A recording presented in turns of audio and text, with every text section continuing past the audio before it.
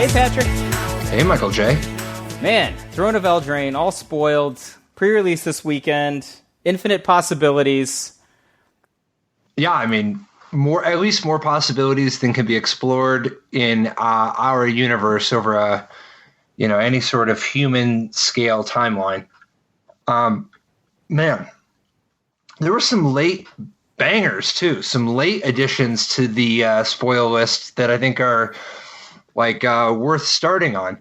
Like, for instance, dude, you know how we talked about Fae of Wishes last week? Yeah. What about Brazen Borrower? Yeah. It's funny, because I was thinking the same thing when I saw this card spoiled, and I was just like, oh man, Patrick was so excited about Fae of Wishes. I think Brazen Borrower is very strong. I think this is going to be, I don't know, maybe a 2 of, maybe a 3 of, maybe a 4 of in Simic Flash decks. Maybe it's going to be a staple in control decks in many formats. I don't know. It seems like a very high ceiling card. Yeah, this card seems fantastic. I mean, to start with, a 1 blue 3/1 flying flash that can only block creatures with flying, that's not that bad, right? Like, compared to Vendilion Click, which is the obvious example that they're trying to allude to, it can't block as well as Vendilion Click, and it doesn't have the Vendilion Click's ability. No question, definitely worse. Would you pay 2 mana for a 3/1 flying flash that can only block creatures with flying? Yeah. Not only would you, it would be incredible. It would be an honor. Absolutely. And there are formats where you would play 3/1 flying flash can't block creatures with flying. There are formats where you played 3/1 flying can't block creatures, can only block creatures with flying. Like, this is a Rashad Airship with flash. Yep. So Rashad Airship and good types. There was another version of Rashad Airship, but I don't remember the name of it. That was a staple in block and a staple in standard in the mono blue deck of its era, right? So this card is blue 1 instead of blue and 2, but it gets flash, right? So flash is just like an insane upgrade. I'm not even sure how you're supposed to cost that, right? Like, it's not really worth an extra mana over a playable, but it's very, very good to have flash. And like we said before, Rashad Airship was playable in its era. I mean, but the reality is the Brazen Borrower itself, like the 3/1 flying flash, is on the bonus because it's on the back end of Petty Theft, right? So Petty Theft is the adventure. It's an instant adventure, 1 and a blue, to return target non-land permanent to an opponent controls to its owner's hand. So it's a pretty limited boomerang, but it's like a boomerang cantrip. Right? Well, it's disperse, right? But it's only able to hit opponent stuff. Yeah. That's its weakness compared to disperse. If there was a disperse that could only hit opponent stuff that cost 1, it would be incredible. Cross-format all-star. Right? Like, Chain of Vapor is worse than that. And is a staple, or not a staple, but it's a sometimes player in other formats. It's heavily played, right? Like, Chain of Vapor it's usually like 1 of 2 of a kind of an alternate 2-pack of cards for very, very compact combo decks, right? So you're clearly paying less than a mana more than Chain of Vapor and less than a mana more than Rashad Airship, and getting both, right? The thing is, you also have the flexibility. You don't actually have to do the Petty Theft if you don't want to in certain tactical spots. Yeah, you could just drop Brazen Borrower if you just wanted to race, for example. And this guy's great at racing. You surprise, put it down, bounce something else. Like, this guy's got some Venser in him, some Riftwing Cloudskate, right? Like, there's a lot. This is like a Riftwing Cloudskate, except instead of waiting to get a flyer and bounce something, you get to bounce something immediately, and then next turn, or when you have 3 mana, so even possibly this turn, instead of suspend 3, you pay 3 mana, and you get the 3/1 Flying Flash. But even if you don't want to do that right now, if you want to do it later, you get the bounce immediately and at instant speed. So Riftwing Cloudskate, its hard cost is 5, right? So its hard cost is 5 for, I believe, a 2/2 flyer. Is that correct? Yeah. So a 2/2 flyer that has a boomerang type ability when it enters the battlefield. Brazen Borrower's full cost, if you were to pay Petty Theft and Brazen Borrower itself, is totaling 5. You get a 3/1 flyer, which in some situations is better than a 2/2 flyer. Obviously, in some situations worse. But and you still actually get to break it up, right? Like the advantage on Riftwing Cloudskate is that you just pay the first 2 up front, and then something happens later. This is kind of being able to break it up as well. I think the comparison is apt, and I think the comparison might be favorable to Brazen Borrower. By a lot, because Riftwing Cloudskate, they get a 3-turn head start before you bounce something, and it happens in your upkeep. Yeah. Brazen Borrower lets you do something at instant speed when they're not expecting it. Brazen Borrower also lets you get to play the unit itself at instant speed instead of 3 turns from now or all during your main phase. I think this card is much better than Riftwing Cloudskate, and Riftwing Cloudskate was a staple. Yeah, one of the things that I really like about Brazen Borrower is just the potential play pattern of playing both ends of it at the opponent's end step. Right, like you could do all kinds of stuff, right? Like you could play it on your own turn if you wanted. You could, you could do a down payment of 2 on turn 2, and then follow it up on turn 3. Like these are all possibilities, and these are all potential upsides to Brazen Borrower. But I think just like coast is clear, all your mana's open. Opponent hasn't played into you, right? Because you've got 5 mana open, and they're afraid of like some sort of a counter spell, or they don't attack because they're afraid that you're going to ambusher them or something, and they're just like, all right, go. And your downside risk is you did nothing, right? But this is you actually make a pretty substantial proactive play. Like you might be able to steal a little board position from them, and then you just drop your clock. Yeah, and I think that the new kind of fairies, or even just Simic Flash, is definitely going to be about suddenly you're on a clock. You know what I mean? Like you're suddenly the pace of how fast the game is going is going to be a lot faster. Yeah, I think this card is the absolute first deck that I thought of playing when I saw this card was Simic Flash. I think like it's not a strict upgrade to unsummon or we're taking whatever slots are. Yeah, rotating. but I want to play both. Yeah, really. Oh yeah, I want to play a lot of both. I want to play 4 Brazen Borrowers to begin with, and then I want to play at least 3 unsummons on top of that. What are you thinking about where you want to get 3 unsummons and Brazen Borrower? Well, some of the permission perhaps. Trim little things like maybe go down to 2 Spectral Sailors. It also depends, I think, a little bit on what kind of a combination of 4s. Like, I think I kind of am leaning towards only playing 3 Frilled Mystic. Really? I was thinking when you said you wanted to play all those unsummons is maybe you wanted to bounce your own Frilled Mystic, and Brazen Borrower doesn't give you that option. Well, you can already play Unsummon and bounce your Frilled Mystic. You've got other things that have triggers too. I think you only have so many spots, and you can use Unsummon on your own stuff also. It's not like Unsummon isn't going to have use to bounce your own stuff. I also just want to spend do Unsummon because it costs 1. I think you want to be real tempo-oriented because you're going to go on the beatdown pretty fast, Yeah, I'm surprised you want to cut Spectral Sailor. That's one of my favorite cards in that deck. Well, I don't know. I don't know that I want to cut it. I just think you only have so much room. And I think that particularly if you play some Fae of Wishes, and I don't know that you will, because I think that it's a lot harder to play Fae of Wishes in Simic Flash.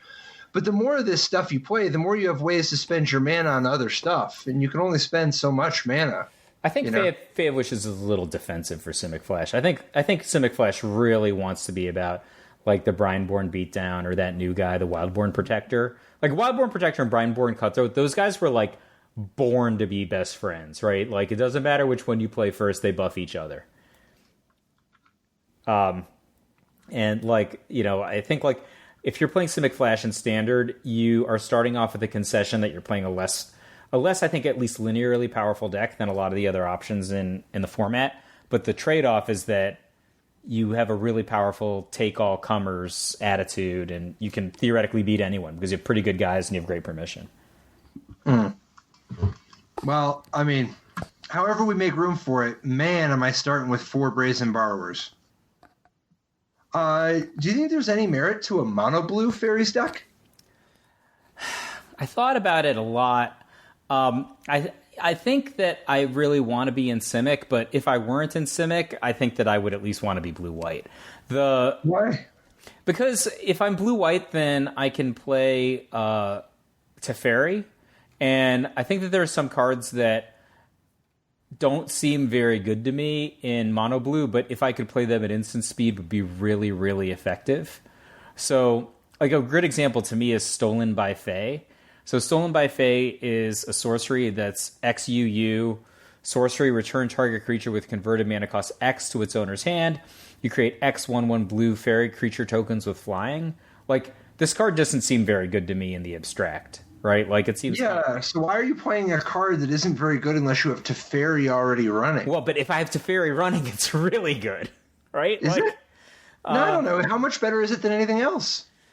I mean, I don't know. Maybe it's not even that good. I was just thinking, like it seems like it would be powerful if I could cast it at instant speed, but, reasoning this out loud, maybe I'm just wrong. Okay, so here's what I'm thinking.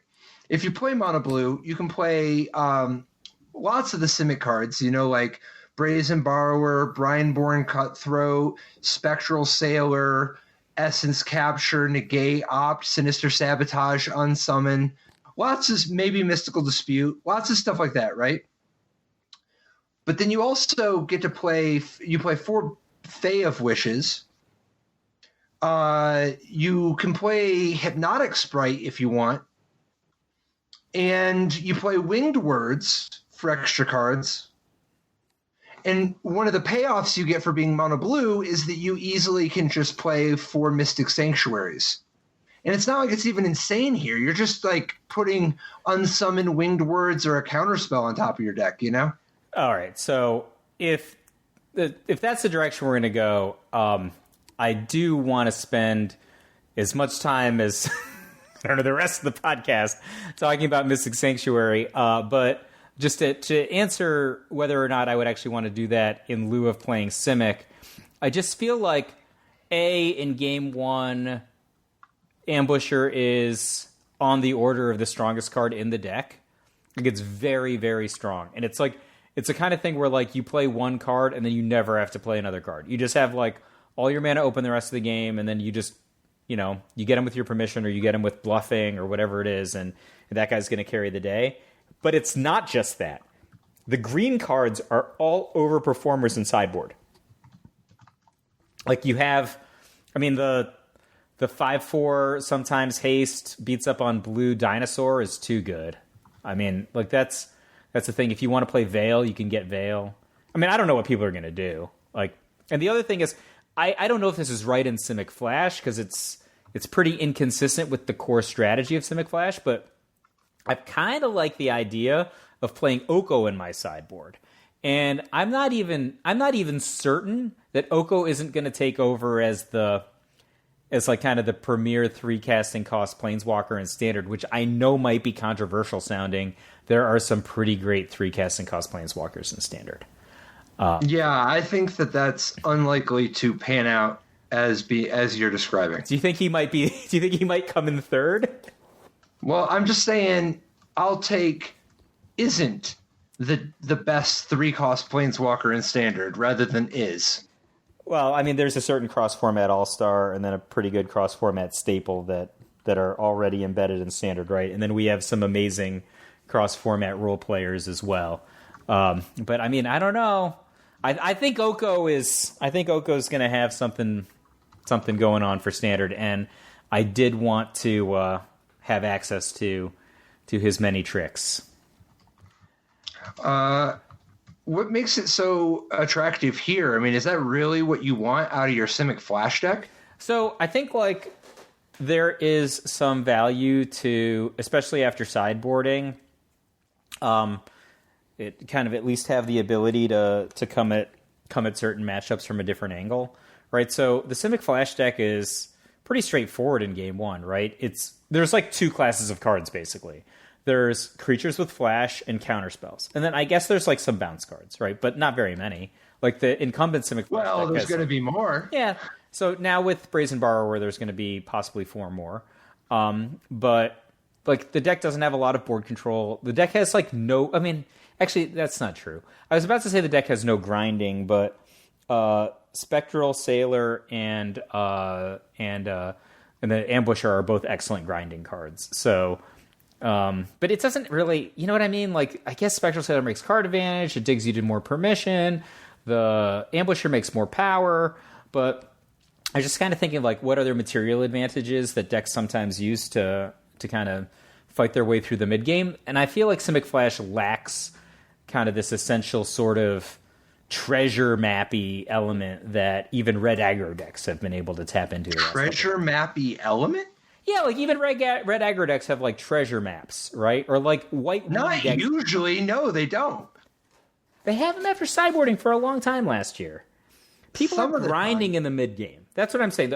So, all right. So let's say they're not treasure mapping.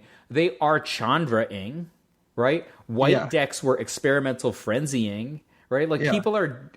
So what? Supplementing their decks with like their otherwise straightforward strategies with some way to generate a material advantage or put the opponent kind of on notice in some way, like, hey, I've got this other thing going on, even if you answer my plan A in a sideboard game. Like, I don't think that that's a very good card necessarily to add to the main deck of Simic Flash, but I do think that it might have some merit in sideboard. Sure. Well, I mean, hey, I do think it may have some merit, but I don't know about the whole generating material advantage stuff. I mean, you're going to have some cards and some of them are going to do something, and you want some to hit from a different angle. Sure.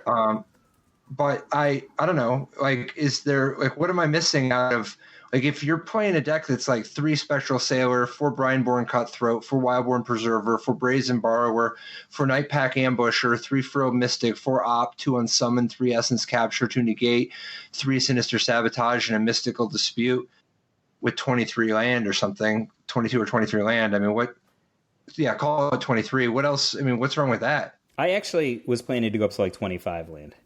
I think that, and this is actually a Patrick Chapin thing that I got. I think that the deck is going to need more land, not because it needs more actual pieces of cardboard, but because you're losing Hinterland Harbor, and you need to have more untapped lands. So I think the deck is going to want to probably play 4 copies of Temple of Mystery and then play Fabled Passage, but we just need more access to untapped lands early. And then if we have... I mean, what's wrong with Breeding Pool? I'm going to have Breeding Pool. Like, the deck from previous format had Breeding Pool and Hinterland Harbor and Temple of Mystery. Like, this is a deck that requires blue, and green, and, you know... It has. You really think you're going to need more than Fabled Passage, Breeding Pool, and Temple of Mystery? Well, remember, Temple of Mystery can be anti-land also, right? So if I play it and there's a land on top and I don't need one, I can just get rid of it, right? Yeah, I know. No, I know, but you're just talking about needing more land. I'm saying your mana is so good that you don't. I don't think your mana is going to be challenging in the slightest. I don't know. I'm just gonna start on 25. If I come to like a 23 place, like you're saying, I could totally respect that if I got there. But I think that starting lower, I think like the decks from previous format were about 24. I think starting lower doesn't make sense to me. The mana is worse for 24. Yeah, wasn't it? Some of them were lower. Some of them were 22 or 23, right? I'll tell you what. How about this? Yeah. Try 24 with 1 winged words. 1 winged words. See what happens. Okay. Or try 25 until you decide that you want to, go a little lower. But I'm not shy about taking a land and tearing it in half. That's not a problem I'm going to have. That's just where I'm going to start. But you did mention a card that I think is maybe quietly the most powerful card in the set, Well, very are you quiet. saying that because this particular random comment is broken? It's like unreal, right? It's going to be It's so stupid. unbelievable cross-format all-star, and it's like a random land. Until it gets restricted or banned. Oh yeah, I'm writing an article this week, and one of the questions I have is how long before Mystic Sanctuary is just banned in this format? Like, so Mystic Sanctuary it's not just a land, Patrick, it's an island. That means that you could potentially find it with things that might be able to find an island, right? Not that people play any of those things. Mystic Sanctuary enters the battlefield tapped unless you control 3 or more other islands.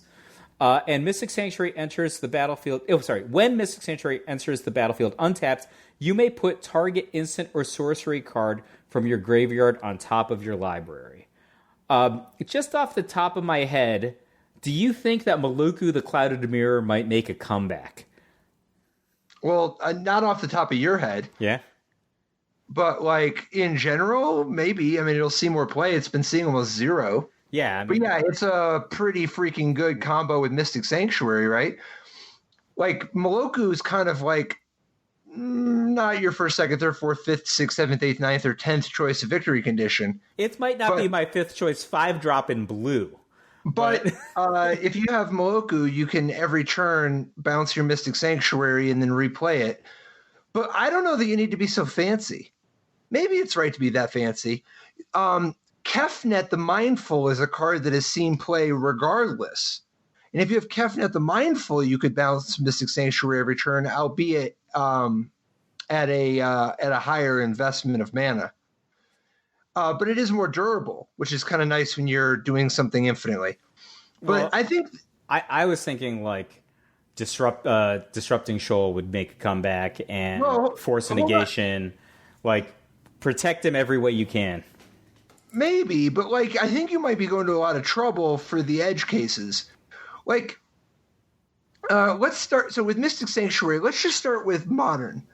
Yeah, since it's really fetch lands and that make Mystic Sanctuary kind of crazy, plus extra turns for that matter. But like, so the level 1 sort of way to really abuse. I mean, so the like normal. The ostensibly normal, the quote-unquote fair way to use Mystic Sanctuary would be to play like some kind of a blue-white control deck, an Esper deck, a Jeskai deck, a Stoneblade deck, something, right? And then you just can put a couple Mystic Sanctuaries in your deck so that as the game goes later, drawing a fetch land can be used to ensure that whatever sorcery or instant spell from your graveyard you want is now on top of your deck. Right, that's a very powerful option to add to make a fetch land. But the thing that has people excited is the prospect of time warps and stuff where you go hard. I would suggest that even if that may be the right way to do it, maybe it is, maybe it's not.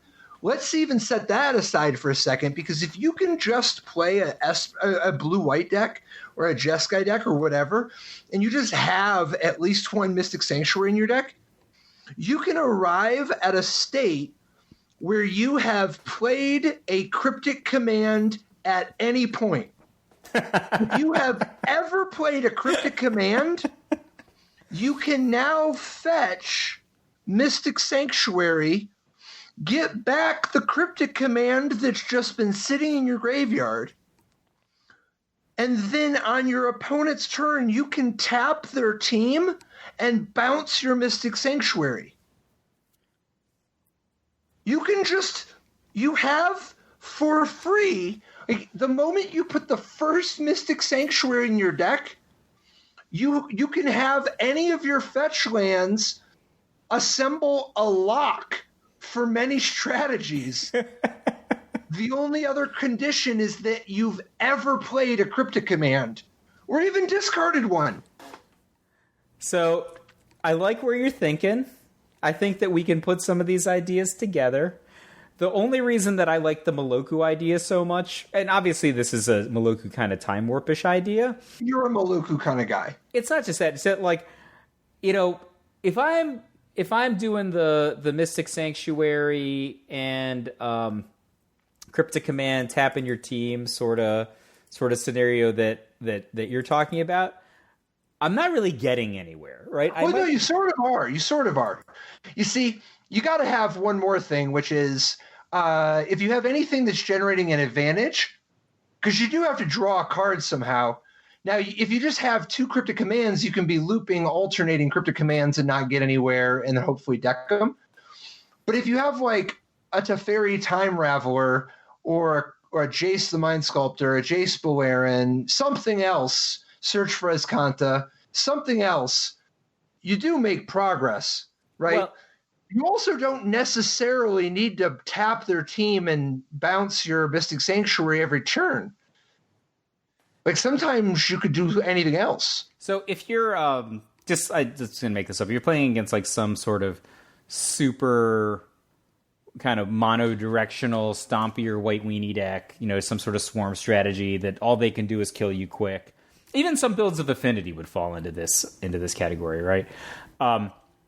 Your Mystic Sanctuary kind of Cryptic Command scenario, it ain't bad, but like you do need something else, right? Like you need like ability to draw one other card every other turn or something, right? Or if you're facing lethal. Yeah, so because you can also just do things like counter their spell and bounce your Mystic Sanctuary.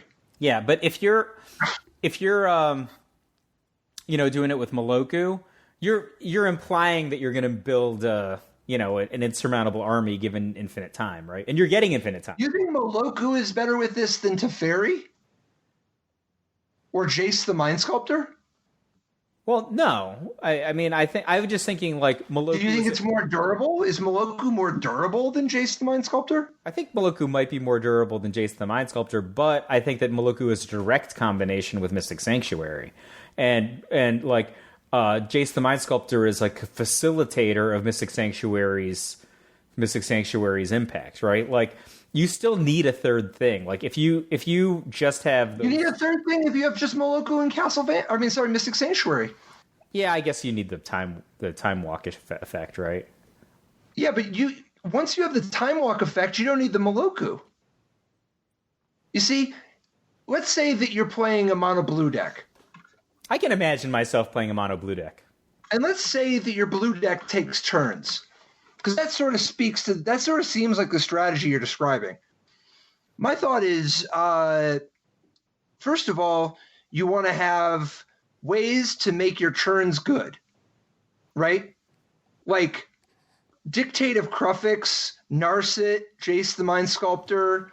Those are all fine ways. Crucible of Worlds. Here's why I think Crucible of Worlds is so much better than Moloku. First of all, it doesn't die to anything, and if you play it early on, it's just like a personal Howling Mine, right? Yeah. Oh, especially with like fetches going. It's awesome. Right, so if you just have, like, say, I don't know, more than half of if you have 12 fetch lands, and then like some Mystic Sanctuaries and some islands, you can play Crucible of Worlds and then just play a fetch land out of your graveyard every turn, right? Yeah. Like so let's imagine that it's the 5th turn. You can just, like if you go turn 3 Crucible, turn 4, tap their team, draw a card or whatever. Turn 5, Time Warp. Turn 6, you play a fetch land out of your graveyard, and then you use it to get a Mystic Sanctuary, and you Mystic Sanctuary Time Warp. And then you just take an extra turn. And on the next turn, you play the fetch land to get another Mystic Sanctuary. You can just take all the turns in your deck until you have all the Mystic Sanctuaries in play. You're saying I could just do it 5 times before I even ask permission to do something broken, right? Right. And you could spend your other mana during those turns doing anything else you wanted. Actually, that's so ridiculous if you think if you just have 4 Time Warps in your deck and maybe you don't even need to have 4 Time Warps in your deck. But if you just like cast the first Time Warp, right? Like the Crucible of Worlds scenario that you've just talked about implies that I take 5 straight turns. That's without drawing a second anything. Right. Now, you can go even better though, because remember your extra turns, they're not getting draw steps. But they are getting land in play. And they are getting you extra untaps, and if you had any creatures or planeswalker abilities, you're using them. But here's where it gets crazy. There's another time warp. You don't have to play just time warp. Like, you know how the old blue turns deck used temporal manipulation or part the water veil? Oh, yeah. Part the water veil is a good time warp. Maybe, yeah, maybe that's what you want, but here's a different time walk I would propose to you. Walk the Aeons. It's just a time warp that for 1 mana more has buyback, sacrifice 3 islands. Like Mystic Sanctuary is an island. Oh, wow.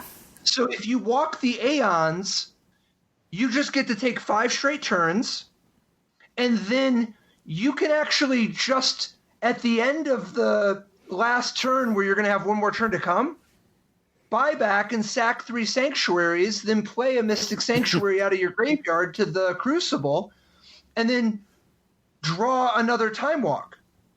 Like, you get to go through your whole deck. You can take all the turns. If you just have Walk the Aeons, you only have to buy it back once every 3 turns. So you're actually getting draw steps. And you're building extra turns. It's every 3 turns you get 4. Every 3 turns you get 4 turns. It's actually, I don't think it's fair to even say that you're not getting draw steps, right? Because you start getting draw steps with this. Well, you're getting draw steps. You're just drawing a time warp effect, and then like you're just gaining card advantage if you keep using the Crucible of Worlds to play lands out of your graveyard, right? Like you're certainly moving ahead. It's not like no question. No, you're not just you're spinning your wheels. You're getting an attack phase. You get an extra card every turn from the Sanctuary. You're getting more mana in play. You're getting land drops. You're getting to use your mana. You get to trigger your Planeswalkers again. You get to use lots of things. I'm just saying that with Time Warp, you get to take 5 turns in a row, which is pretty good. With Walk the Aeons, you get to take all of the turns from now on. It's Voltaic Time Vault. Oh, that's hot. So, would you imagine playing like multiple copies of both of those kind of time walks in order to increase the redundancy? I first thought playing 4 of each.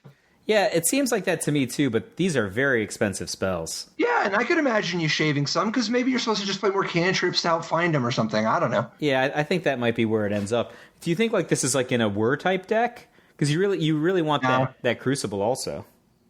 Maybe. I don't know that you need it. I don't know that you need the Crucible. I don't know that you need to take all the turns. Like, when you just... Okay, so if you just have something that generates an advantage, and then you take 5 turns in a row, you're killing it. You don't even need... Like, imagine it's not Crucible. Say you have Dictate of Kruphix. Maybe you don't take 5 turns in a row. You just take some turns, because... Each Time Warp is a turn. Each Walk the Aeons is a turn. Each Cryptic Command is a turn. Each time you activate Narset, if you activate Narset in a deck that has 4 Cryptic Commands, 4 Time Warps, and 4 Walk the Aeons, you're probably getting a Time Walk every time you activate Narset. And you can Cryptic Command bounce Narset on the 3rd one. Like... Every time you draw Mystic Sanctuary, you can take an extra turn. Like, that's 16 cards that give you an extra turn. Every time you have a Serum Visions, you might find a card that makes an extra turn. Snapcaster Mage makes an extra turn. Heaven forbid you have a Jace the Mind Sculptor. You can even use stuff like Giga Drowse or something if you want. I don't know what the right curve is going to be, but you can just make every card in your deck take extra turns. You can play Exhaustion if you wanted, if you just want a curve of Time Walks. Well, I was just thinking maybe we just hide behind Teferi Time Reveler and make sure our stuff resolves and play a nice game. The only thing with Teferi Time Reveler is you do got to be careful. Because, like, once you start opening yourself up to... I mean, maybe you just play 1 Plains, or maybe you don't care, and you're just like, You know what you could do? You could play some of the Astrolabe as your Blood Moon protection instead of Plains. Yeah, I was thinking like you could also play like Azorius Signet, right? Like that's a some sort of card like that. You could, I guess. I don't think you want to, but I mean, the Astrolabe might just be better. yeah, that's what I think. But I don't see why you have to play any non-island planes at all. You can just play fetches that can go get Mystic Sanctuary and Hallowed Fountain. Hallowed Fountain. Yeah. So I think that Mystic Sanctuary is bonkers, but it's not even just in taking turns. Like I was also thinking about it, like what if you combine this with cards like Fiery Islet and like Terminus, right? Like putting miracles on top of your deck that you can Yeah, but why Fiery Islet? I don't think you want to lose your land drops. I think you want to spend your land drops playing more Mystic Sanctuaries. Yeah, just all islands. Why don't you just use stuff like Opt to draw the card on your opponent's turn? That's cool. That's perfectly cool. Yeah, you're probably I think right. that's a good way to do it. Because you can also just you can do it. You remember you can just fetch on your opponent's end step. Yeah, then good. Yeah, no, I think you're right about Fire Islet. Just because I have to be mindful about islands, right? Like not running out of islands is one of the key things that we have to be mindful of because the card requires us. You also don't need to do the fancy draw card stuff because you can just fetch for the Mystic Sanctuary on your opponent's end step, put the Terminus on top of your deck, and then untap and just draw Terminus. Yeah, you're right. The fact that you get to set it up at instant speed and it's like I don't know. This is a weird card to make. I don't know why you would do this. What about in Legacy, man? So in Legacy, you don't even just you can play. First of all, in Legacy, you can play as many time warps as you could ever want because there's some weird time warps. You can play Temporal Manipulation, not Temporal Mastery, Temporal Manipulation, which is just a time warp that can't be misdirected. And Capture of Jingzhu. Capture of Jingzhu is just another time warp that can't be misdirected. Well, so like you can just play all time walks if you want. How are you going to win? Doesn't matter, right? Well, once you're just taking all the turns, I mean, do whatever you want. Win with Jace. I don't know. Why not? Jace seems good. Any amount of Planeswalker equity. But I don't think you have to just play these time walk decks that are so all in. Maybe it's even right to play a couple time walks in your Stoneforge Mystic deck or something, or your blue white control deck or your Jeskai deck or something. I don't know. But like I know that like Cryptic Command is so low ask and such a powerful dimension. Oh yeah. And that's to say nothing of if your deck can somehow just support Crucible of Worlds. Because like a lot of these blue-white control decks were interested in playing Field of Ruin or Ghost Quarter or Tectonic Edge or something anyway. Well, I think what if you just played or what if you just played Crucible? I think that Field of Ruin is basically an island, right? Like for purpose of Mystic Sanctuary's buddiness, right? Like you also don't need that many islands. You only need 3 other islands. Well, you need to have them though, right? That's the thing. So, but that's what you need for Cryptic Command. Yeah, everything's going to come together, I think. When you have Arkham's Astrolabe to fix your mana? Are you kidding?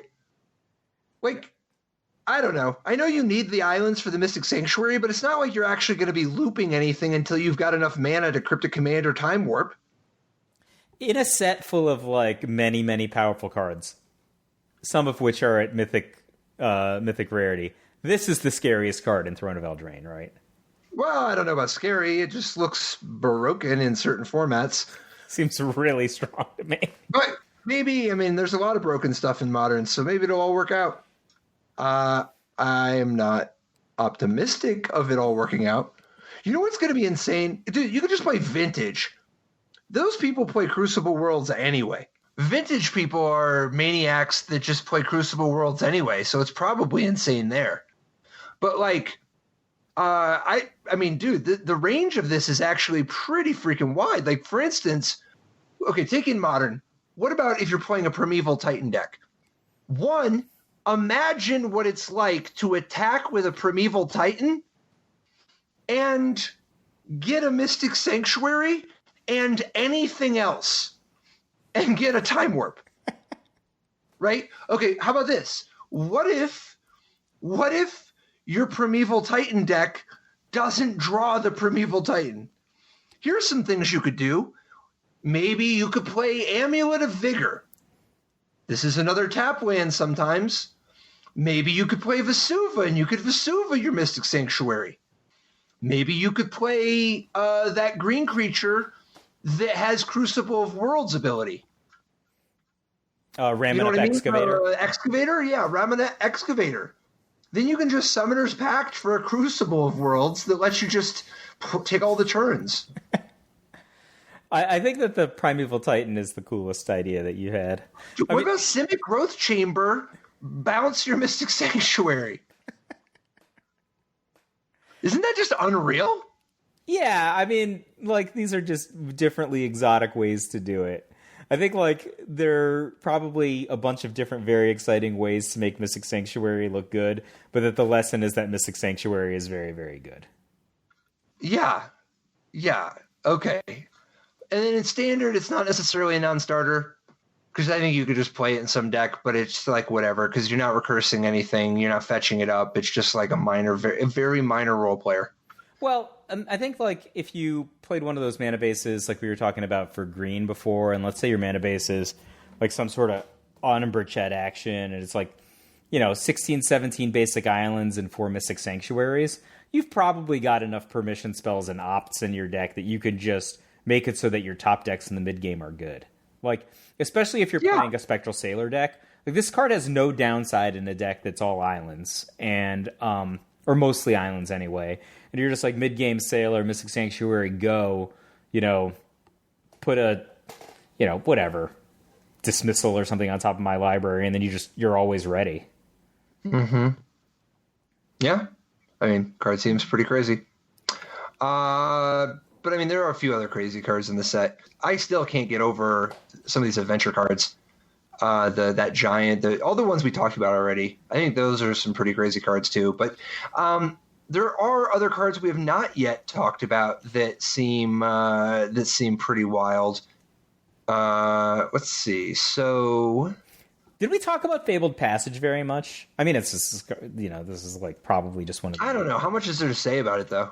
It's going to be great. Super Chase, get 4 copies. You're going to want to own. Why is it super great? I mean, you're going to want copies of it just because it's like any other fixer. Right, definitely. But it's not like it's that strong.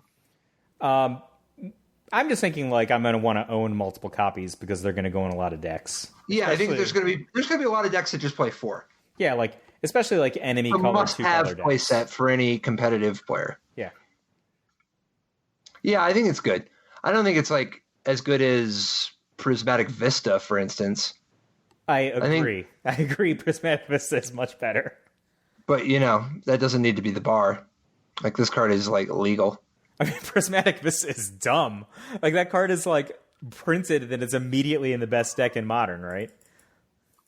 Yeah, I mean, it's just a fetch land. It's like, hey, have you ever wanted 2 copies of your fetch land? Although it's going to get a lot worse, because you can't Prismatic Vista for Mystic Sanctuary. Well, I mean, I saw a lot of Prismatic Visting for snow-covered plains, which seemed highly effective in the... Yeah, definitely. I just think Mystic Sanctuary is going to put a lot of pressure on you to have your fetch lands be able to go get Mystic Sanctuary. That's fair. That's fair. But yeah, this card is definitely pretty intense. There's a hate bear that I wanted to run by you. Sort of. It's not really a bear, I guess. It's more like a hate crow. A hate storm crow. 1 and a white. Hushbringer, 1 and a white. It's a fairy. 1/2 flying lifelink. Creatures entering the battlefield or dying don't cause abilities to trigger. So this is like a Tocatli Honor Guard, right? So yeah, but it also works with death triggers. Well, it's interesting that this card is printed when it was, because if this card had been printed to be legal concurrent with Dominaria, I think it would have been really interesting in Standard, right? So this card I think it's going to be interesting anyway. Well, I mean, it would have had an interesting, like, overlap with Goblin Chain Whirler is really this primary thing that I was thinking. Like, you have cards like Healer's Hawk, that on paper look so good, and then in practice were very limited in their ability to be successful. I mean, I understand Healer's Hawk immediately won the Pro Tour. Don't get me wrong. He won a Pro Tour right out the gate. But it wasn't like burning down Standard or anything because it was concurrent with Goblin Chainwhirler. This card seems awesome to me, right? Like, there were so many decks last year that if the opponent just had Tocatli Honor Guard in their main deck or brought in Tocatli Honor Guard, they lost a ton, right? Like any of the green decks that were relying on Explore creatures to hit their land drops were substantially impacted by Tocatli Honor Guard. This card loses a toughness, but I don't even know if it's that big a deal to lose a toughness because it gets back flying and lifelink, and the death triggers is useful too, right? So, but flying and lifelink seems like a really, really good trade-off for that lost toughness. Yeah, I mean, flying and lifelink makes the game piece a lot more. I mean, don't get me wrong, you can block sometimes with the honor guard, but a 1/2 flying lifelink is like makes some progress sometimes. Plus, like, there's ways to put +1/+1 counters on things, and this guy wears them well. I think that the trade-off is like honor guard maybe could have hold off a Viashino Pyromancer last year or something. Hushbringer wouldn't be able to do that. It would just trade with a little value, but instead you're just attacking back, right? So the life gain that you're getting back does kind of make up for the fact that it can't block X1s. Yeah. I think this card's good. I think it will be. It's just on this in the stack of cards. I think I think that we're just not going to see an effective, aggressive red aggro deck out the gate. Like most of the previous standards we've been playing in for like the last several years. I mean, I'm going back like 5 years or something. One of the best decks right out the gate every single cycle was a red aggro deck, if not a mono red aggro deck. And I just don't see that this year. Like, if you're going to play red aggro, it's going to be like a mid-range deck. And like, you're definitely using Bone Crusher. You got to get bigger than cards like this. You got to get bigger than like this infinite stack of like Lyndon the Steadfast Queens, right? Like, is all the red aggro decks like that were winning Pro Tours, 4 or 5 years ago, were contingent on like 1 toughness creatures that would just never get past Lyndon the Steadfast Queen. So yeah, the split giant. Dude, that guy's unreal. But we talked about him already. He says he's too good not to play. He might be. He's pretty absurd. The only thing is, there's a few other cards that are pretty absurd, and they're spread out nicely. Here is a card we touched on before, but we couldn't really delve into because there just wasn't enough context to even meaningfully begin to explore. Edgewall Innkeeper. Green for a 1/1. Whenever you cast a creature spell that has an adventure, draw a card. You don't need to have gone on the adventure first. So, 1/1, and it's a permanent glimpse of nature for adventure creatures. That's pretty, like, abusable if there's enough cheap adventure creatures that you might really want, right? Well, I think there's like a couple of ways that you can play this guy, right? One way is you just go like first turn Edgewall Innkeeper. It's like, I'm just going to make this up. Second turn Curious Pair, right? So I'm going to have an Edgewall Innkeeper. I play Curious Pair. I get a 1/3 creature for 1 and a G, and I draw a card. I'm not real excited by that, right? Like, yeah, I drew a card. I have 2/4 worth of power and toughness in play, and I don't feel like I've accomplished anything. The other way that you can do it is like you play it actually like a glimpse of nature, and there's like some engine by which you're just, firing off these adventure guys. Are those really the only two ways? I mean, what else are you going to do? Okay, right? So let's walk through it. So to start with, let's start with your glimpse of nature plan. Yeah. Fairy Godmother costs 1. Flaxen Intruder costs 1. Foulmire Knight costs 1. Giant Killer costs 1. Merfolk Secret Keeper costs 1. Order of Midnight costs 2, but is pretty on message with its theme. Like you can do some real progressing even when you spend 2. There's a lot of options that cost really low amounts. Fae of Wishes costs 2. Right? Like you could set up some pretty crazy combos, right? Because when you've got Fae of Wishes, you can bounce the Fae of Wishes and then it's in your hand, so you can then put it on another adventure, and your adventure can now be to go get something that bounces everything. And then you go off even harder, like in a paradoxical outcome deck. Yeah, so you basically storm them, right? So you need to have a finish on that, right? Or I guess your finish could just be having a bunch of power in play. Well, you end up in a situation where your board is increasing by enormous amounts every turns. So and you could bounce at your opponent's side of the table every turn. So it's not like you're actually, you've kind of won if you have enough mana. Oh, the challenge is... You could play that card, the blue card that upheavals non-land permanents, and if you picked up 4 permanents, you can put 1 down. Yeah. You can do that one. Yeah. There's a lot of stuff you'll be able to do. I don't think you're going to be worried about that. But then, as far as your other plan, where you just put it out and you put out Curious Pair or whatever, yeah. Well, you don't have to play Curious Pair. Curious Pair is not even very good. No. I was just saying, you're just going to get a progressive amount of card advantage based on playing a bunch of creatures that have adventure on them, right? Well, you remember you can still play the adventure first if you want, right? But second of all, you can play cards that are just worth playing on their own.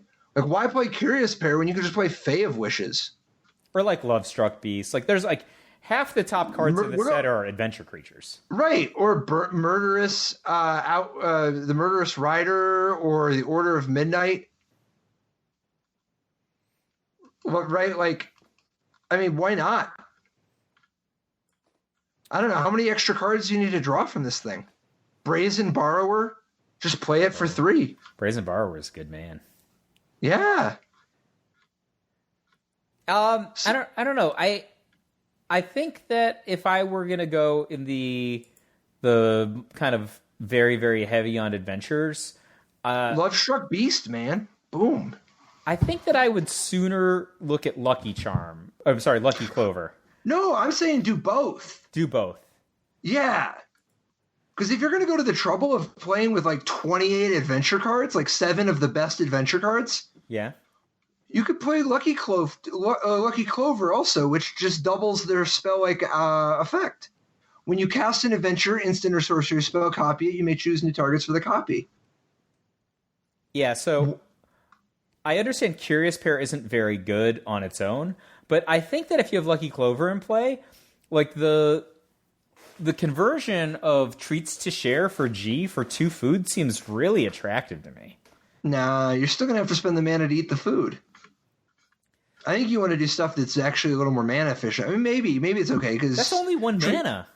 It's 5. You got to actually eat the food. What if you made 2 bells with Heart's Desire? Just G for a pair of bells. That's excellent. Yeah, that's not bad at all. How about if you just choose 2 non-creature cards you own from outside the game and put them into your hand? Well, that's not fair. That seems really good, right?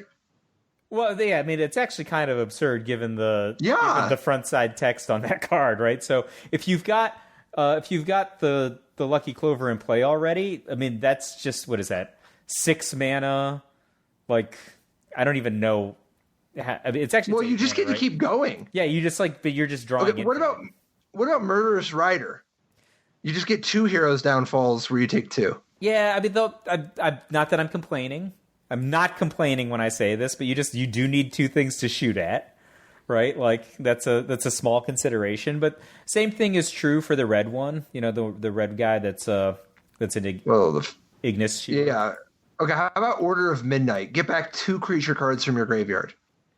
You see how you start snowballing? You put out the Clover, and you can do you can play Order of Midnight and rebuy a Fae that died earlier, and rebuy something else that gave you value. You know, I don't know, Murderous Rider or something. I don't know. Or if you're like Order of Midnight combo with Fae of Wishes, does that make sense? Right, like if you were fueling Fae of Wishes with creature cards. I mean, I think you're gonna want to play Fae of Wishes and Order of Midnight regardless. No, I'm just saying, right? So Fae of Wishes requires you to discard 2 cards, right? Order of Midnight with Lucky Clover in play will allow you to get 2 cards back, right? So yeah, but what are you even doing? Well, now I'm using the Fae of Wishes to get 2 different. I don't think you have to worry about balancing the Fae of Wishes that much. You can if you want, and maybe there's a way to loop the mana. The big thing is that when you play Fae of Wishes with the Clover in play, you get 2 cards out of your sideboard. They're just destroyed, right? Like they're not coming back. Yeah, I think that the Clover and this adventure guy, there's something like for serious there. Yeah, I don't think you. I think the Clover is exciting. I think so too. I mean, I'm going to be working with that one. That one has I mean, it's possible that it just doesn't work out, but it is very possible that it will end up like the best deck for a tournament. Yeah. So here's my thought on the Lucky Clover. We're not thinking big enough because we're only thinking about having 1 Lucky Clover in play. So at the point that you have 2 Lucky Clovers in play, perhaps 1 that you got with a Fae of Wishes, now it's a whole different game. Because if you're doubling the adventures in additional time, right? Like, you're just no additional mana cost. You're just off the chain. Well, you're off the chain with the first Clover. I guess you're even more off the chain, I guess. I mean, I guess like the first Clover, you know, the first footsteps or whatever you play after you play the first Clover, you're just paying back the fact that you have the Clover in play, and then you're on the bonus everything after that. But if you have 2 Clovers in play, I don't know. Life is good. It's a different combo deck, but does Trail of Crumbs do anything for you? Resident Foodie Michael J. Which one? This is that 1 green enchantment. When it enters it's 1 green. When it enters the battlefield, you get a food token. Whenever you sacrifice a food, you may pay 1. If you do, look at the top 2 cards of your library. You may reveal a permanent from among them and put the rest on the bottom. Wait, so you can put it into your hand every time you sack a food? Yeah. Wow, that seems really powerful. Not this card. You put one of the top 2 cards of your deck. If it's a permanent, right? Right. You get to slide a hand for permanents for 1 mana each time you sack a food. You don't sack the food to do that. You incidentally get that when you sack the food. So I think this card's probably really good in combination with cards like the Goose, that's sacking the food not for mana, right? Like, you know what I mean? I think you hit the nail on the head. So like if I'm just like paying a bunch to like do like a really lame card drawing combination and gain a little. It's not that lame. You're still only spending 3 mana. Yeah, it's fine. But it's not like you're gaining 3 and getting a permanent from your top 2, but it's not crazy. Yeah, I mean, it gets really good when you do it with the Goose, where you're sacking the food to get the mana that you use on the Trail of Crumbs. Or God forbid you sacrifice the food with Feasting Troll King, right? Like, like that is very exciting. I think. So here's the question: how many Trail of Crumbs do you play? Like, I feel like you need, if you're going to play the Trail of Crumbs, I feel like you need to play a bunch of Trail of Crumbs so that you have one, or is it just like I just throw one in my deck? I think you could play a couple if you really wanted to. I bet it ends up you get too bottlenecked on mana and that you don't actually go that route. And we just don't play Trail of Crumbs at all. Yeah, I think we should try it, but I bet that it's not really going to be about grinding because I bet there's going to be enough incidental other ways to get card advantage from other stuff.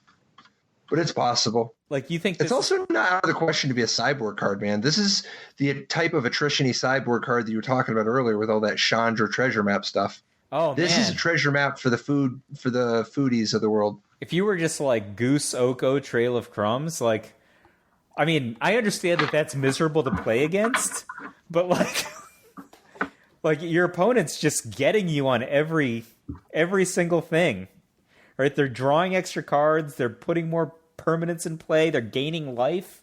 They're making mana. Kind of love it. How cheap do you need the Great Henge to be before you're into it? This card is the card I wanted to talk about. Number one double plus card. So 7 green, ostensibly, for a legendary artifact that has the spell costs X less up to 7, X less, where X is the greatest power among creatures you control. Technically, I guess it could be higher if somebody was making your artifacts cost more. But anyway, it costs X less, where X is the greatest power among creatures you control. It is tap for green and gain 2 life. And whenever a non-token creature enters the battlefield under your control, put a +1/+1 counter on it and draw a card. I think at 4, this card is stupid. 4 mana or 4 power? At 4 mana, it's stupid. So if you have a 5 power creature in play, then you get to, for 4 mana. So if, for instance, on turn 3, you had the ability to play something with 5 power, and then you, on the next turn, play the Great Henge, you can immediately tap it for green and 2 life, and then if you can cast a creature spell, you'll draw a card and put a +1/+1 counter on it. And then from now on, you have Glimpse of Nature forever and +1/+1 counters to everything. Yeah, so imagine you had a 5 power creature, and I'm just going to arbitrarily say that your 5 power creature costs 5 mana, right? So that's probably a little expensive, right? So you have a 5 power creature for 5 mana, and then you're dropped to 6, right? And then you have 6 total mana available, but you have a 5 power creature, which reduces the Great Henge from 7 to 2, 2 + 2, 4. You have like 2 open. You can go like you could theoretically go Great Henge with 2 open, tap for GG, Questing Beast, just for sake of argument, right? And you were already off to the races. These cards all sound great to me. But I think that like if you're just like playing the Great Henge at top of the curve for 6, it's probably still good.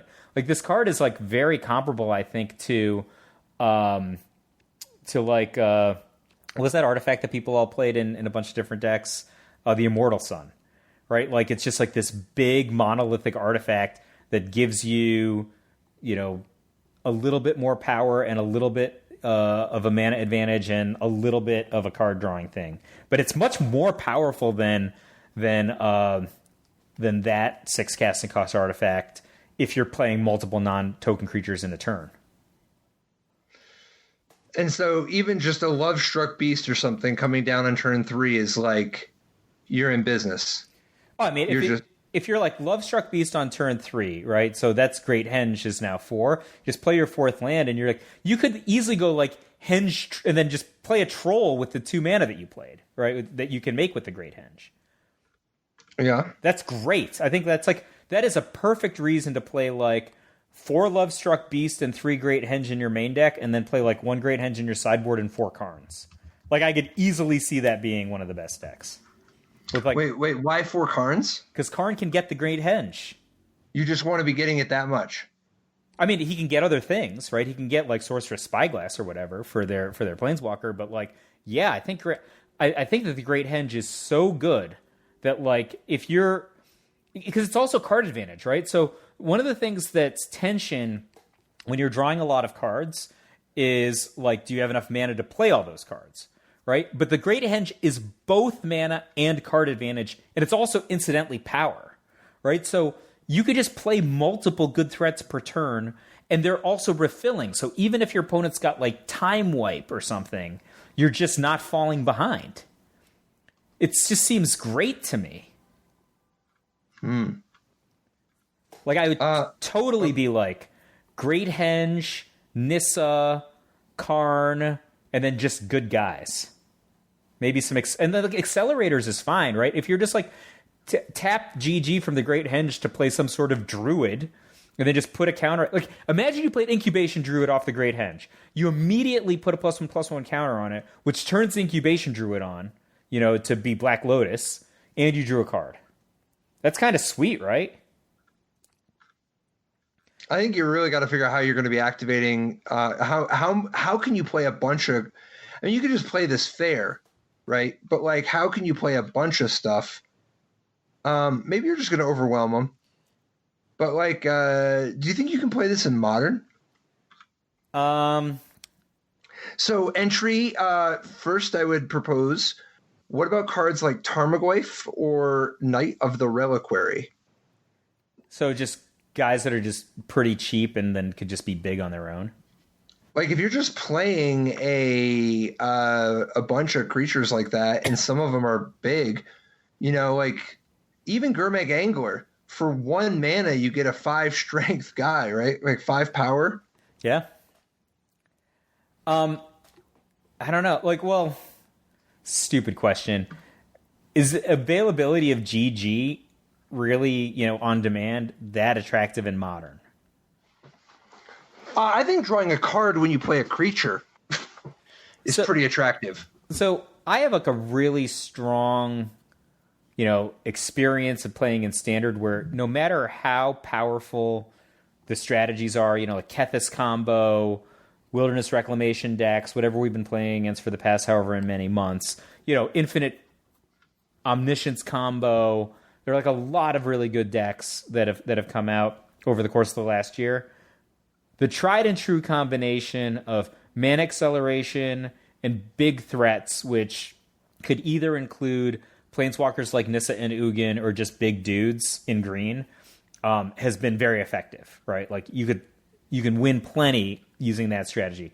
I think the Great Henge plays very, very well into that sort of a structure, and that like I'm very comfortable playing, quote, a fair game of Magic with the Great Henge as my top end. And I think that I would be competitive with a lot of, there's tons of powerful strategies that we were talking about, because this deck that I'm envisioning is probably fast because it has a bunch of mana acceleration creatures.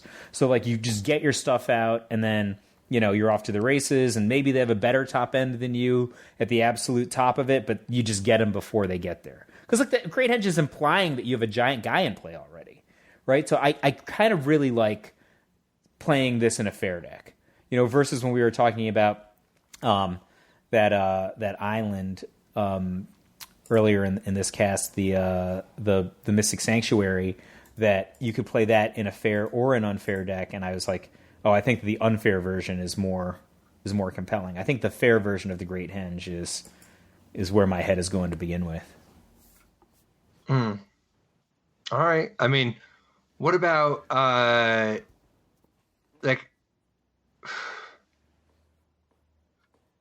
Yeah, I don't know, man. What you can, but like, is there any reason why that doesn't carry over to modern too? Like, just feel like in modern, like the powerful decks are also fast, right? Like the best deck in modern just beats you on the 3rd turn now, right, or 4th turn, or could easily beat you on the 5th turn with like double counterspell to fairy backup, right? Like that's the thing I'd be concerned about. I just like you're just not in the same league as infinite lifelink, infinite 1/1 tokens. Well, we'll have to see what kind of stuff they print. But like, if the Ixalan dinosaur type stuff was still legal, that's pretty like it would. And maybe when there's a new format on Arena where you can play Arena legal cards, like the historic, that whole thing, like the ability to play the 7/6 dinosaur for 3 mana that makes this card cost only 2. And then have this card help ramp you to Galta. See, I was just thinking about like in Standard, just 4th turn Feasting Troll King or something, and then I've got like, cross my fingers that he doesn't die. Oh, if he does, it doesn't matter because I have Feasting Troll King and he has automatic rebuys. Then I'm just like Great Henge ready to rock.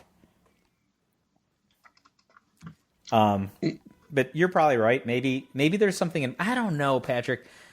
Tarmogoyf decks. Do Tarmogoyf decks want a card like this? Like you clearly, the Tarmogoyf deck I think about in Modern most notably is Jund. Like you would never play the Great Henge and Bob Maher together, right? Nah, It's crazy. well, maybe under the right circumstance, but it's very unlikely because that's not a great combo. But like, how about the Great Henge versus Wrenn and 6? Like, I feel like Wrenn and 6 does a lot of what the Great Henge does. Like, it's obviously not nearly as powerful, but you're talking about a 2 casting cost card versus a 9 casting cost card.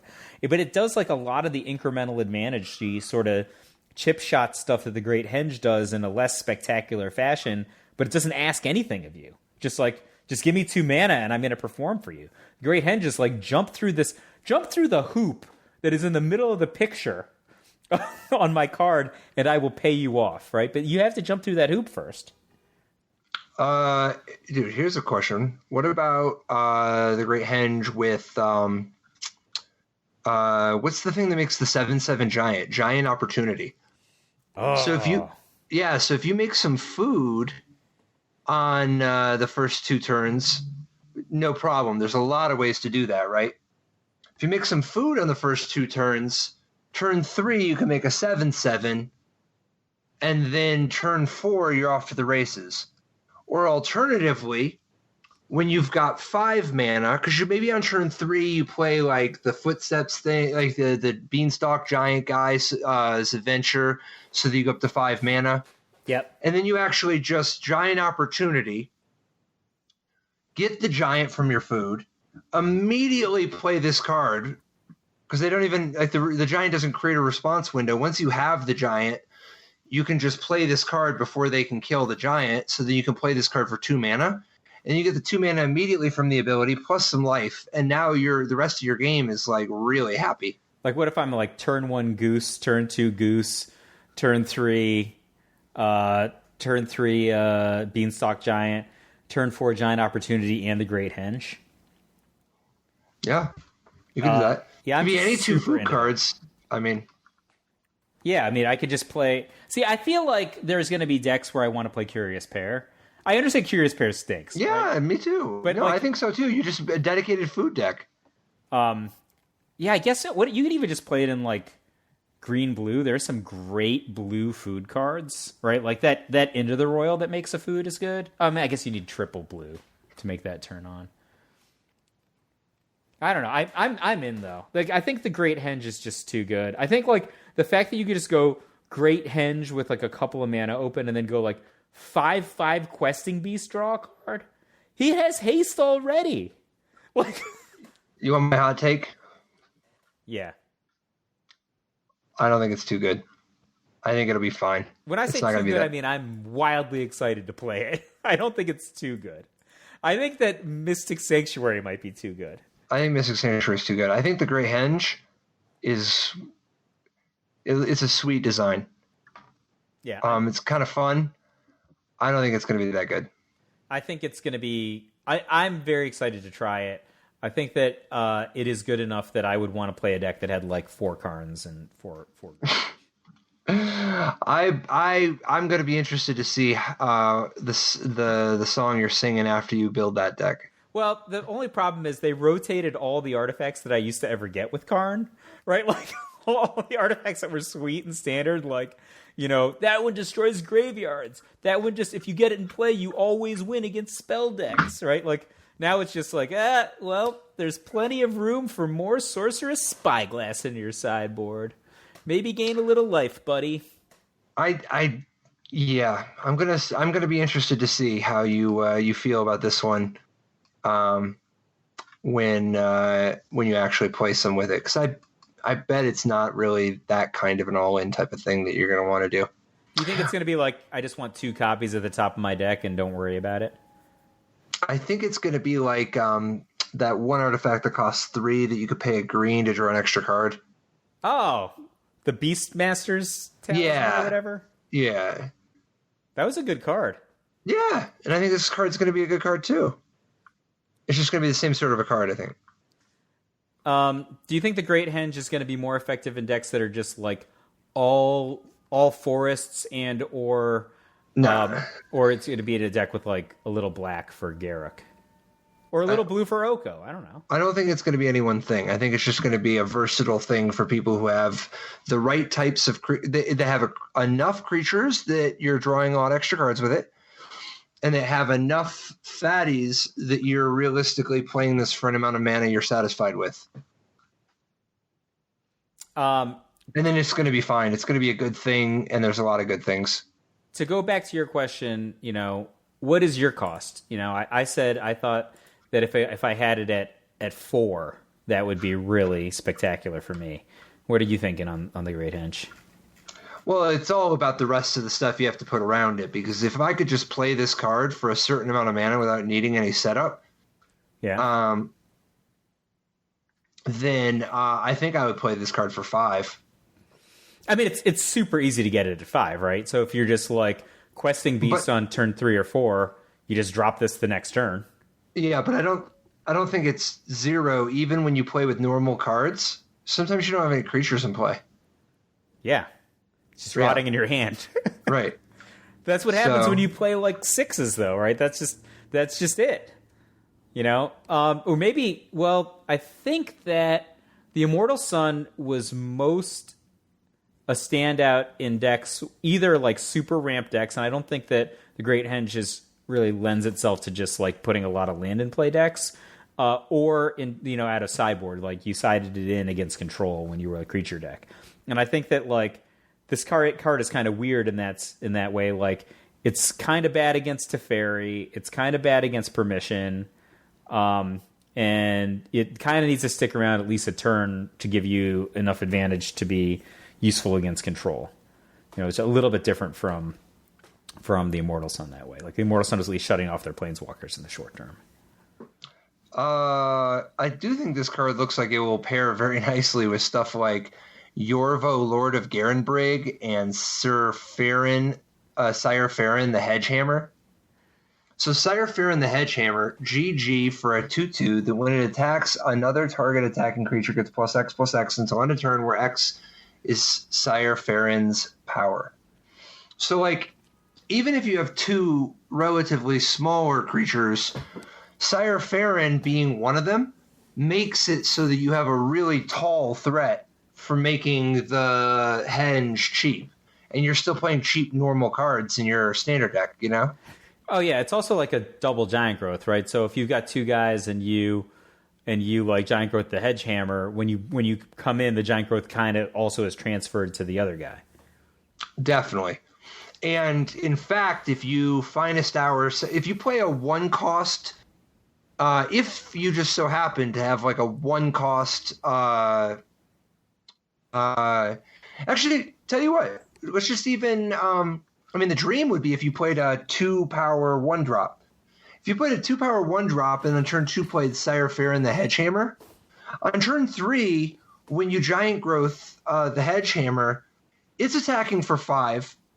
Your other creature, actually, it's not even, that doesn't even get you anywhere because the Hedgehammer is already a 5. But the point being that you're the other guy's able a 6, right? Like it's +X/+X, right? So his power is 5. Oh, sorry, he's a 7. He's a 7. Oh, a 2-power 1/1. Sorry, a 2-power 1-drop. Yeah, he'd be a 7. Right. And then on turn 3 with your other 2 mana, because you spent 1 on the Giant Growth, the other 2 mana you just play the Henge. That seems sweet. Yeah, you've already done 12 damage to your opponent, and you have a Henge and the mana from it. And that's, obviously that's like a great distribution. But I think if you play some kind of a stompy deck, you can do some really freaking crazy things with this thing. You're just going to drop another troll, right? Because you got GG. Sure, if you want. The Sire Farron the Hedgehammer, though, the fact that he was responsible for you doing 12 was already a thing worth noting. That might be a deck. Yorvo, Lord of Garenbrig, is green for a legendary giant noble. 0/0 that enters with 4 +1/+1 counters on it. And notably, all these guys that enter with counters in this set, they do dodge that white hate fairy we were describing earlier, the Hushbringer. Since they just start with the counters, they don't get trigger. So anyway, Yorvo starts as a 4/4. Whenever another green creature enters the battlefield under your control, put a +1/+1 counter on Yorvo. Then, if that creature's power is greater than Yorvo's, put another +1/+1 counter on Yorvo. So, You get a 3-cost 4/4 right up front, which is but then perfectly good. And then he gets a +1/+1 counter every creature you play, every green creature, token or not. Like, isn't this card phenomenal? I mean, so if you go like Yorvo on turn 3, for sake of argument, he's 4/4. Then you go Bell. He just gets a trigger immediately. Yeah. And then you go Beast. Then he gets 2 triggers. Well, he only gets 1 more trigger because he's already at that point a 6/6. Oh, I see. He's not going to get the bonus trigger very often. You need to have some big boys to get the bonus trigger. I'm going to have to play me some Troll Kings. But like, yeah, I mean, this guy's a 4/4 for 3, and the moment you get a single additional counter, you're already a door in the siege tower, right? Oh, I mean, like, you're better than Steelleaf Paladin. Yeah, he's sweet. Yeah, this card is really, really good. Do you think he's playable in like bigger formats with hardened scales? I don't even know if you need hardened scales.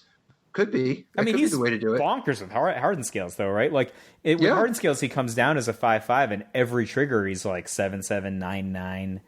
Yeah. Like, I don't know. I think I might be willing to think about a non-affinity hardened scales deck to think about him, but maybe that's crazy. But I think this guy's really good. I think in Standard, we're going to see some sort of a deck with Yorvo, Surfera and the Hedgehammer,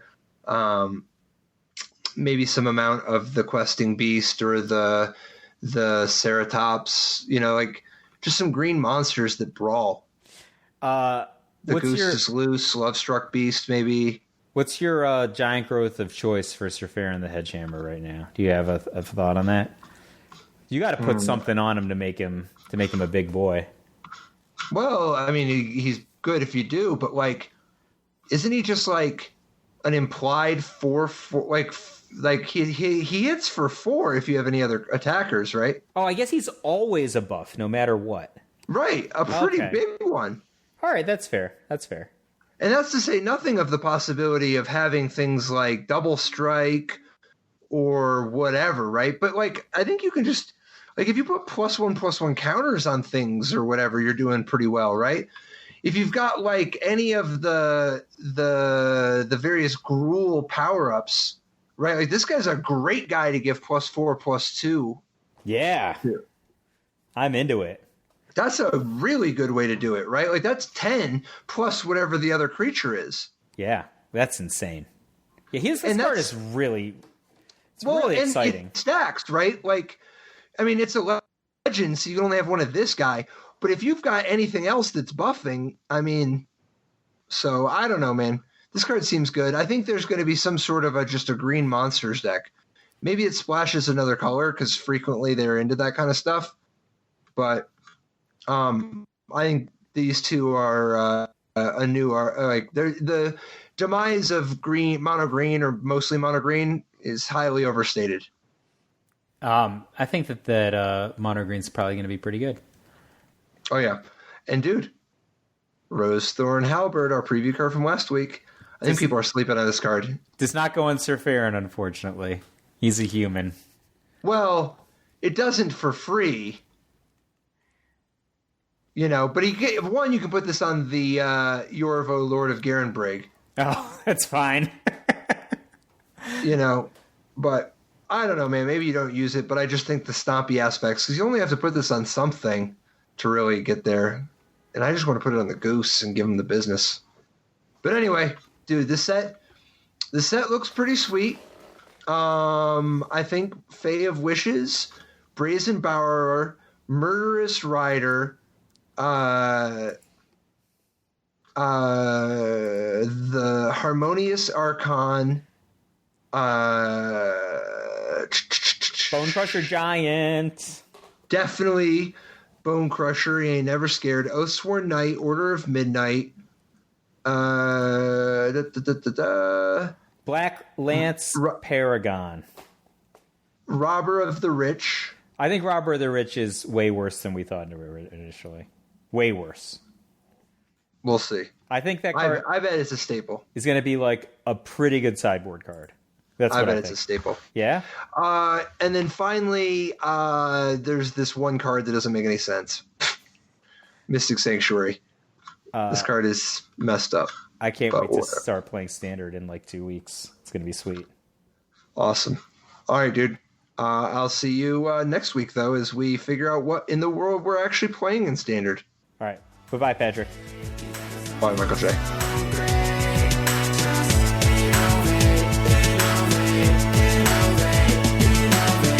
In life didn't work so great. Tried to play Dredge, for jail or hate. Ghostly prison waiting for my untapped phase. Your core trapped in amber stasis days. Lost a lot of friends, got left behind.